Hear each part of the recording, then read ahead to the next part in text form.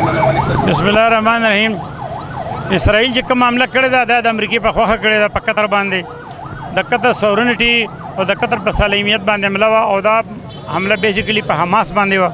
موږ د دې حملې چې دی غندنه کوو، د دې مذمت کوو او زمونږ مطالبه دا ده د قطر نه، د سعودي عرب نه، د عرب ممالکو نه چې هغه د فوراً په اسرائیل باندې حمله وکړي او د دې حملې په نتیجه کې په هغې حمله پکار ده.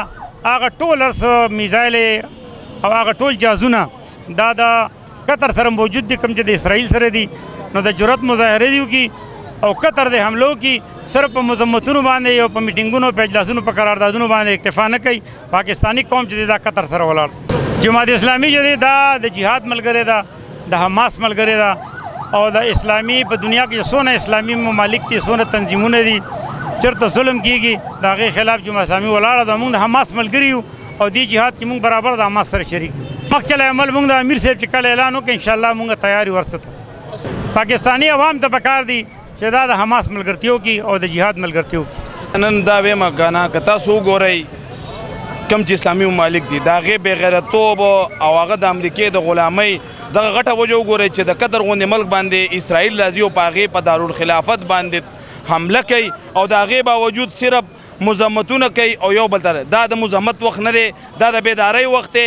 د ټول عرب ملکونه قطر، سعودي، پاکستان ټول یو کېدل غواړي او په اسرائیل باندې ډایرکټ حمله کول غواړي، ځکه دا اسرائیل ناجیز اولاد دی او دا فلسطین د فلسطینیانو دی، دا قبضه ګروپ دی او د امریکې او د برطانیې دې ته آشیرواد حاصل دی. نو مسلمانانو ته یو کېدل پکار دي او په دې اسرائیل باندې حمله کول پکار دي. ټول عمر خو تاسو مزمت وکړو چې په ایران باندې حمله وشو، هغه ټایم هم ټول اسلامي ملکونو او آی سی مرداګوره ده ګوپ او شنید او د اجلاس راغواړي او برخاست کیږي. اوسه پورې د یو او آی سی یا د اسلامي ممالکو ماله یو کارنامه وښیي، دا ټول د امریکې غلامان دي. اوس هم که تاسو وګورئ په قطر کې، په سعودي کې او په دې ټولو ملکونو کې اوس هم که تاسو وګورئ د امریکې فوج دی او د امریکې غلامان دي او د امریکې ټول هر سلطه نظام د امریکې موجود دی. ټولو پارټیانو ته پکې ځکه چې قرآن آیات دی چې انما المؤمنون اخوه، ټول مسلمانان رونه دي.